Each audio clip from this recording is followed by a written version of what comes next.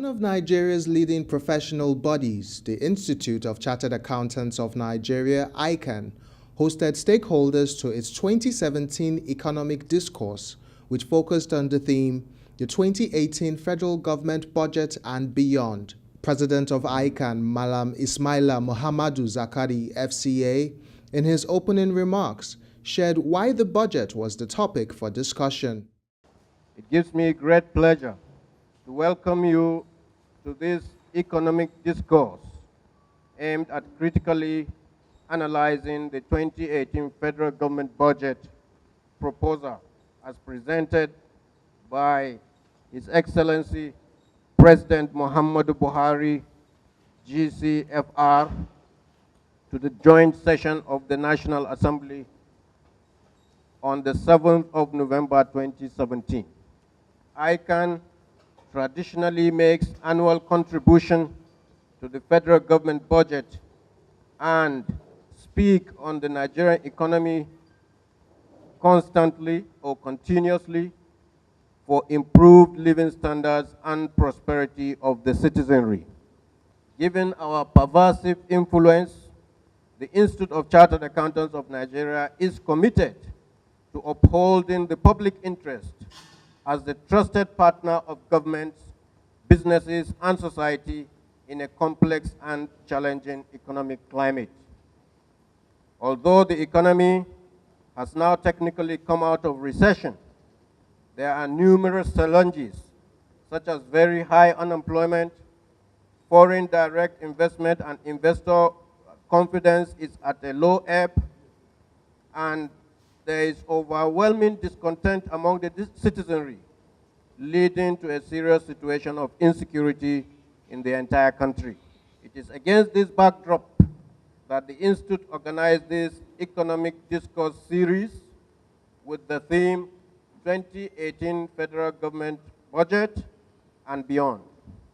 To explore the 2018 Federal Government Budget aimed at analyzing it and determining if its objectives of promoting recovery and growth of the Nigerian economy are achievable.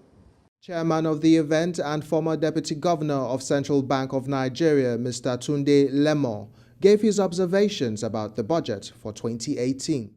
If you look at the budget, 4.2 trillion non-oil revenue in an economy that is estimated to grow at very low rate. Well, thank God for the growth number that we have.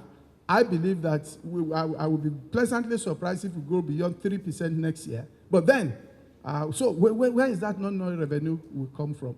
Thank God for what we expect to see from tax. Tax is only paid by companies that make huge profit. So how much profit are they expected to make? That overtly optimistic revenue estimate is where I see that if something is not done to ensure fiscal retrenchment, we may then overshoot on our deficit, or then capital expenditure may take a hit. Year after year, every time there is shortfall in revenue, what gives way is the capital spend. Keynote speaker Professor Mike Obadan of Department of Economics, University of Benin, made his recommendations on the way forward for the government in implementing and repositioning the economy through the 2018 budget. If, as a result of the country's exit from recession, the country is able to record positive growth rate and economic activities are strongly revived in 2018, then there will be a very good basis for the realization of the non-oil revenue projections. But the question is, can the GDP growth rate be realized, as we said before?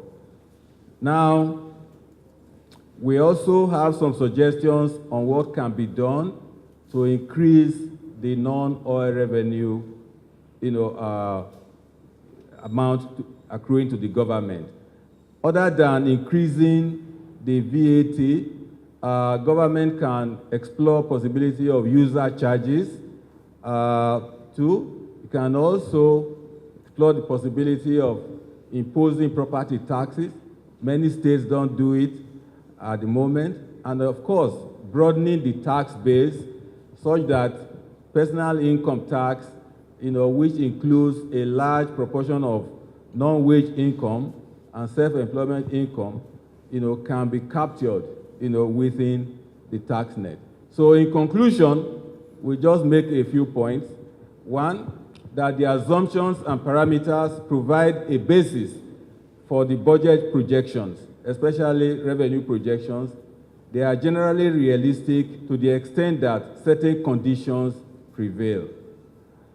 Two, the growth rate can be realized if the drivers of growth which brought the country out of recession prevail in 2018, and if capital budget implementation commences early and the 2017 capital budget implementation is not extended into 2018, while the outstanding projects are rolled over into the 2018 budget or incorporated in that budget.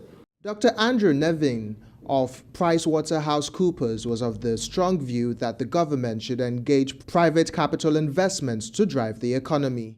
We need a certain level of investment or we won't grow fast enough. If we don't grow fast enough, income per capita will decline and we'll eventually have a social crisis. To get that level of investment requires both foreign and domestic investment. Foreigners are only going to come in, and domestic investors, if our ease of doing business improves and our interest rate environment. The interest rate environment will improve if our tax collection improves. So we want to see that whole virtuous circle. That is what will drive our economy. Mr. Tokpe Babalola of the Research Department in Proshare, in his analysis, harped on fiscal discipline from the government, calling for caution on value-added taxes and the need to review the big government size in the country. Most of the times when we're talking about budget, we always want to analyze budgets within quantitative variables, within the nominal variable, using the naira. And it's sometimes could also be an illusion, because we don't take into fact that this is a currency that has gone through cyclical shocks. It has been devalued, and therefore it's also vulnerable to monetary illusion. You have more money, really, more quantity of money, but in reality is that the purchasing priority has fallen. So we felt that let's go away from the usual norm. Let's analyze the value of the budget in terms of the dollar. But we used the end user's value. And why? Because the end user's value is more coupled with inflation. When you have the end user's value for the dollar, inflation also peaks. And that's one of the reasons. So by so doing, we are able to filtrate both inflation and also take into consideration currency shocks. 2018, our budget will be worth $23 billion, although higher than 2016 and 2015. But in reality is that our budget in dollar terms is less than what it was 2014, 2013, 2012, 2011, and 2010. So in the real sense, yes, you are having, your budget, yes, has increased. But comparatively to years, I think it's far off. What are our takes in this budget? The truth is this, is that we have to tell ourselves the hard truth.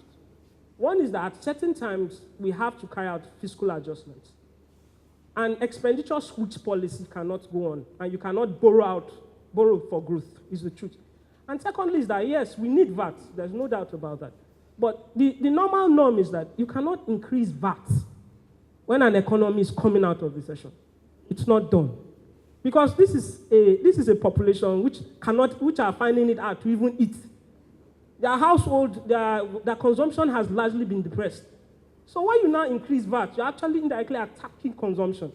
And I think, as at this particular point in time, you can run progressive tax, progressive VAT, or look for other measures.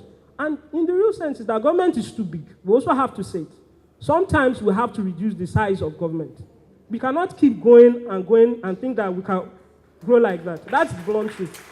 Because if you are saying that you want macro management and you want to keep having bloated fiscal position, it's a contradiction. It's not possible. The President, ICAN, and chairman of the occasion speaks further on the key takeaways from the event and the way forward for the federal government in driving the 2018 budget. Well, for it to be a reality, all hands must be on deck. Mr. President has done his bit by presenting the budget early. All the other agencies of government, particularly the executives of the MDAs, should engage the National Assembly members, who also have started rolling up their sleeves to ensure that that budget is passed before the end of the year, so that from January next year we can hit the ground running. It's very important we deliver, particularly on key social infrastructure. That is the last full year they have before the elections, and so it's very, very critical. And I believe government is also poised to ensure that those things are addressed. The idea is that we want them to know what is ICAN's opinion or view on the 2018 federal budget and also on the implementation.